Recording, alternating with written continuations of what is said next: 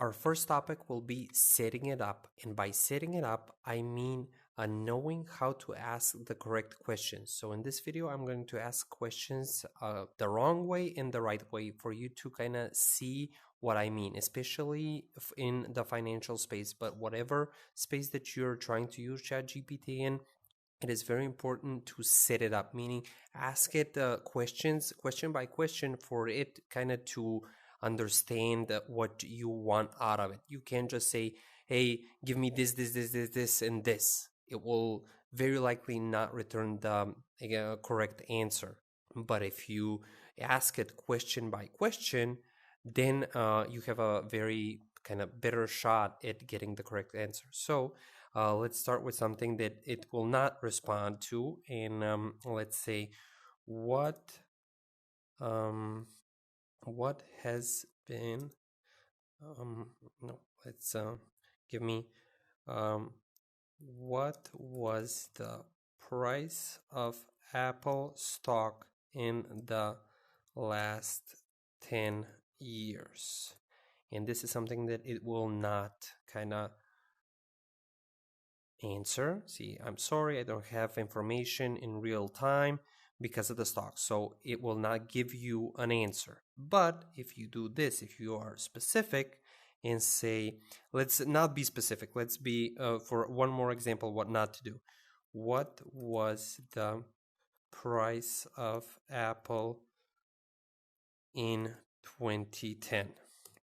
Okay, now it's going to give us a range. I believe in 2010 Apple stock price had a low of 22, okay, there we go, and a high of 45 per share. So see, it gives us a range. So that's better, but it's not giving us one number. So in order to give us a number, we have to be even more specific and say, what was the price of Apple stock on January 1st, 2010? Okay, and now it's going to give us an exact price. So in 2010, it was $212 per share. Okay, good. Now, knowing this information, let's ask it, what was the price of Apple on December 1st, 2020? Okay, so let's analyze those 10 years. On December 1st, Apple stock was $124 per share. Now, that's a little bit confusing. And why? Because there was a stock split in 2010. So, in order to adjust that, let's ask it, did Apple split its stock? It should know this. Okay, and this is a stock specific question, but if you're doing some math on stocks, make sure that they have not had stock splits, because you see, our data would not have been correct if I did not adjust it for the stock split. So now it's giving us the answers that Apple had multiple stock splits. Okay, 4-1. Okay. Did it tell us about the stock split in 2014? Oh, okay, so because I asked this in 2020, it says 4-1 stock split in August of 2020, but it not saying. Okay, did it have other stock splits during the period of 2010 to 2020? And see, I'm not saying Apple here, but because it is a conversational bot, it will know what I'm trying to ask it. So yes, Apple can see how the first question, again, that's my fault, and why you should be very specific. So the point of this course is to be specific, because if you ask the correct questions, you will get the correct answers. Okay, so when I asked a specific question, it gave us the correct answer. So we have a 7-1 stock split here in 2014 and a 4-1 stock split in 2020. Okay, now obviously 7 times 4 is 28, but let's do everything with ChatGPT. Can you multiply 7 times 4 in order to see the correct stock split ratio. Okay, 28. Now let's ask it, can you divide, it's not as easy typing in VR because I'm looking at my keyboard here, but you're probably not. But I wanted to kind of make it in the metaverse, so we're doing it this way. Can you divide the price of Apple stock from January 1st, 2010 with 28?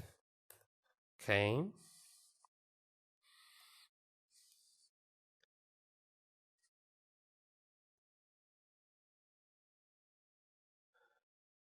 I'm sorry, but I don't have the exact stock price. Okay, so it doesn't have the stock price. So it's telling us, oh, 212. Okay, it doesn't have that, but 212. The result would be approximately 757 per share after 7-for-1 stock split in a subject 4-to-1 stock split. There we go. So we got the correct answer. That is correct. 28 times 7, so third time is this number. So it did, not only did it divide it, but it knew what I was thinking, that the 7-and-1 and 4-to-1 ratio. So see how it included the other answers. It is stunning and amazing, okay? Now we have the 757. Let's ask it, okay? Now, knowing that Apple post split was 757, what was the return on its stock from January 1st, 2010 to December 31st, 2020. Okay, let's see if it now gets the number from 2020 and then goes from $7. So the return on Apple stock from January 1st would be, okay. However, it's worth noting that the stock price of Apple has generally been, okay, without for specific information. So it did not know how to do that. So let's help it.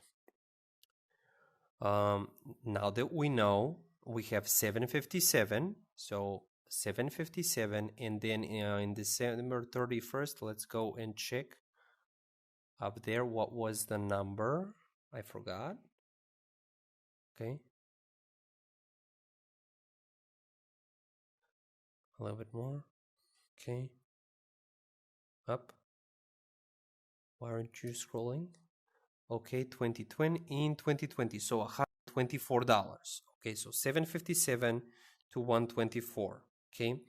What is the return of a stock if it goes from 757 to 124? Okay. Let's see if it knows that. And again, because it's beta, it does take it a little bit of a second, but so from $7.54 to 120 would be approximately 1,475%. Awesome. See, if we help it a little bit, it will get us there. Okay. And again, this is information that normally would take you a lot of research, going from website to website and kind of looking around. It's very confusing. You'll maybe get the data, maybe you're not. And here you just ask it the questions. And as you're seeing, if you ask it the correct questions, it will give you the correct answers. And now one more thing, and that's for this video. Let's see. Let's do, it was 10 years. Okay. So let's say, can it annualized? What would the annual, it will be 11 years though. 10, 11, 12, 13, 14, 15, 16, 17, 18, 19, and 20. So December of 31st, 2020. So that is 11 years, okay? What would the annualized, annualized return of a stock be if it returns 1,475% in 11 years? Boom. Let's do. The annual return would be, so it's giving us the formula. It's just amazing, this thing. It really is. 11 years, 1,475, doing the math, and there you go. 20.56%. So if you invested January 1st, 2010 in Apple, you would get 20% annualized return until December 31st of 2021. So this is a little bit longer video. I'll try to make the other video shorter, but point of the video is setting it up, asking the correct questions. If you see that the answer that is giving you is a little bit shady or you're not sure of it, make sure you ask it the correct questions. So we're gonna go on this journey, and hopefully you're going to see how I'll be phrasing the questions, but really nice. We even got the really nice kind of examples of the data that it has, data that it doesn't have, and how, if we ask it, we'll get the correct answers. Thank you so much for watching, and see you in the next video.